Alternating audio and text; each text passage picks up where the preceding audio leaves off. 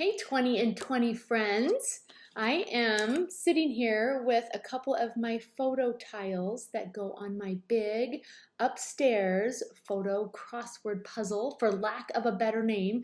And I am I'm going to clean off just a little bit of like the photo stickiness that sometimes when you use your Xyron gets left on the emulsion side of your photograph. So I don't even know if we call it the emulsion side anymore, because is that true if we're not developing pictures with film? Anyway, I like to use undo photo adhesive or undo adhesive remover and my finger to loosen that ooey gooey stuff up. And you don't have to sit here and watch me do that, but I'm excited to walk you through the process of this most recent project of mine. Show you some pictures and kind of walk you through it all started for me, I guess I should just say, it all started for me back in December. Of course, I had 20 and 20 on the brain. My family was eating out at a restaurant and I excused myself to go to the little girl's room, and I saw this on the front of the women's restroom. And when I was done inside, I intentionally walked to the men's, restroom just to see if there was something similar there. And there you go, there is. So I just remember going back to my seat. I grabbed my camera, of course, took a couple of pictures, went back to my seat, and all of a sudden, I was just like brain on fire, like, okay, I want to do that. I don't know what it was about that specific image on a door, but it just made me think I could do this with photos. So ever since, then I've had this as a potential project on my list. So I really became earnest with it. I think whatever month it was, May, when I challenged you to use different mediums, and decided that I could do this with wood. I didn't even think much about the dimensions initially. I just thought, well, 4x4 makes sense. So I hopped on Amazon, ordered some wood tiles, and then found out later that individual 4x4 photos, when put together in a large configuration, i.e. crossword puzzle, would take up a large amount of space. So anyway, that takes us to the place where I thought, where am I going to put this, right? Is this going to go downstairs? I initially kind of thought it might go downstairs on a wall in our basement. And then can't remember exactly the moment when I realized I think I'd like to put it in Taft's bedroom. Taft has left home, and so I love to just kind of redo a room, and in this particular instance, turn it into a guest room. And I thought that'll be a fun thing to have on a wall of a guest room where children come back home, potentially someday grandchildren come back, friends come to visit, and there's this fun interactive display with photos. So let me walk you through the process. So I used one of the images from the bathroom door to inspire an initial sketch of what a photo crossword might look like, and then I turned that job over to my son Taft and snapped this photo. And it took us a couple tries, but we ended up with a configuration that would include everyone in fairly equal distribution and represent our entire immediate family. And with that map, if you will, in hand, I was able to count the number of images that I would need for each person and the number of images that I would need to show each connection point or relationship between two people. And I did exactly what I asked you to do, which is to set up an album on my phone, and I started to just gather photos into that album until I had my first big batch that I could upload and print as 4x4 pictures. I am working on my fun crossword puzzle photo wall display thingy, and here's my map, right? This is one potential configuration. And then I think I told you, but I'm printing photos kind of based on my checklist. So I know that I know how many photos I need to print of each individual family member, and then I know how many intersection photos I need. So an intersection photo has two people in it. It's the intersection of, two people's rows.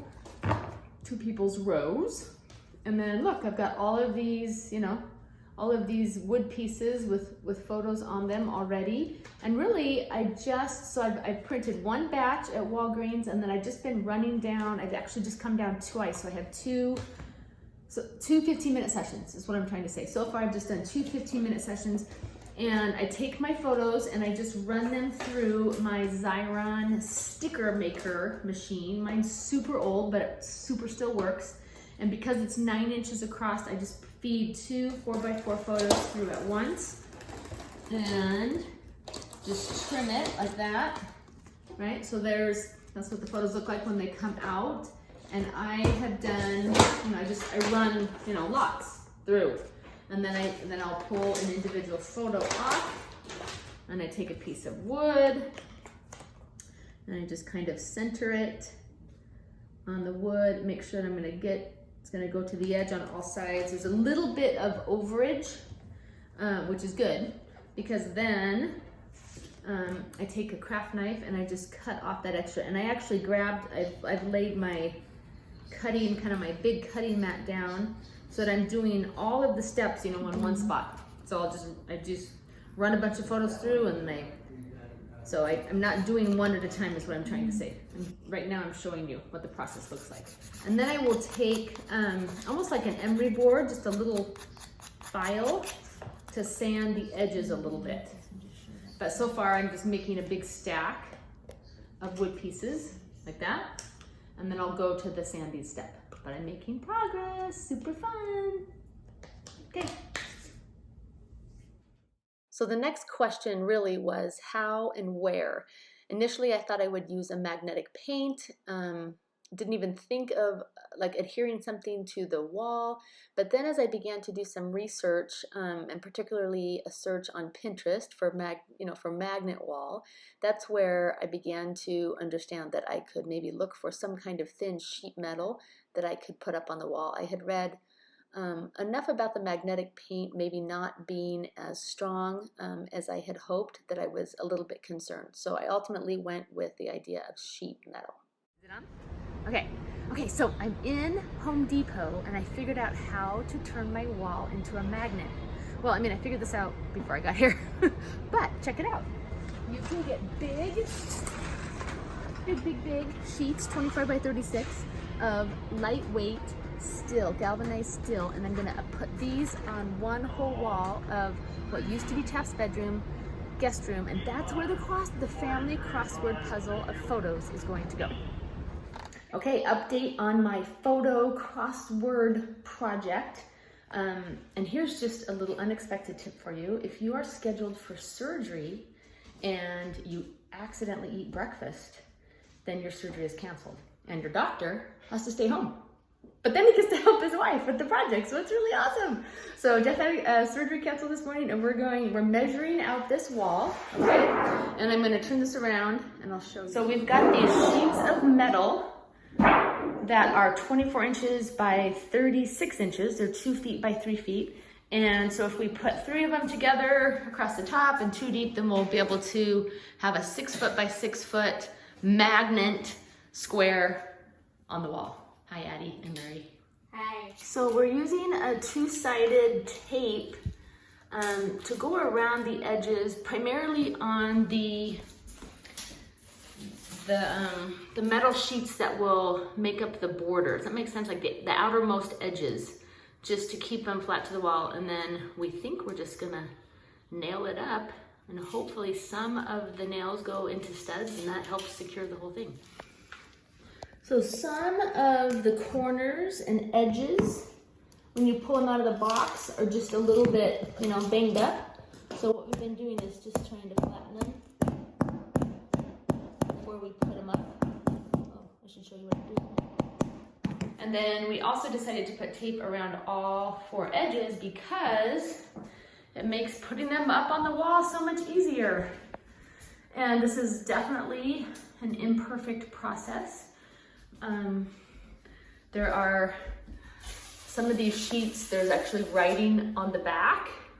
And so we thought, well, this will be the clean side, but there's just a faint letters on the front. So I just decided that's exactly what I want.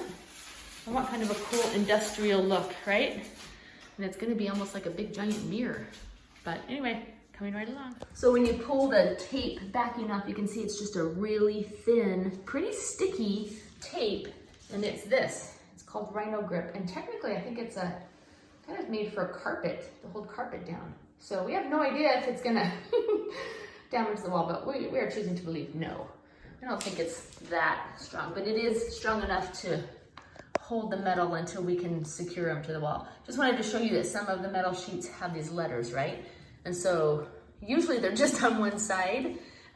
The one that's up on the wall did have letters on both sides, and we just put the lighter version out. Okay, imperfection, name of the game. Don't forget that, practice imperfection, because let me show you, this is not a perfect process, which I already said, but it's pretty good. But there are, you know, tiny gaps, and I think we did the best we could to line things up, and we've used a level. But honestly, at the end of the day, I doubt these metal pieces are, you know, perfectly perfect, nor is my wall perfectly straight. So that's what it's starting to look like. And then we're gonna, you know, secure it with nails. So it's supposed to look, like I said, kind of industrial, which I think is gonna be fun. First of all, make the thunder noise. That's how you make the thunder noise, the sheets of metal. I bet back in the old radio days. So we're switching to, because one was just, they were, right? There were two that were just slightly longer. So it looks like it's there to me. Yep. Look at you, you're so smart. My husband is so smart.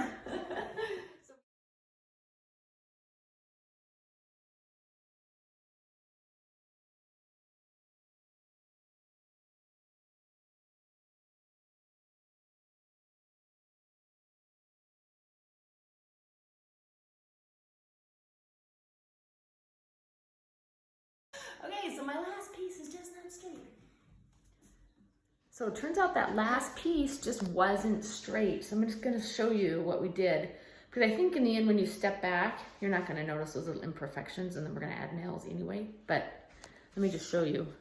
We just chose to overlap the pieces a little bit right there so that the gap here is as small as possible. A little bit of inconsistency.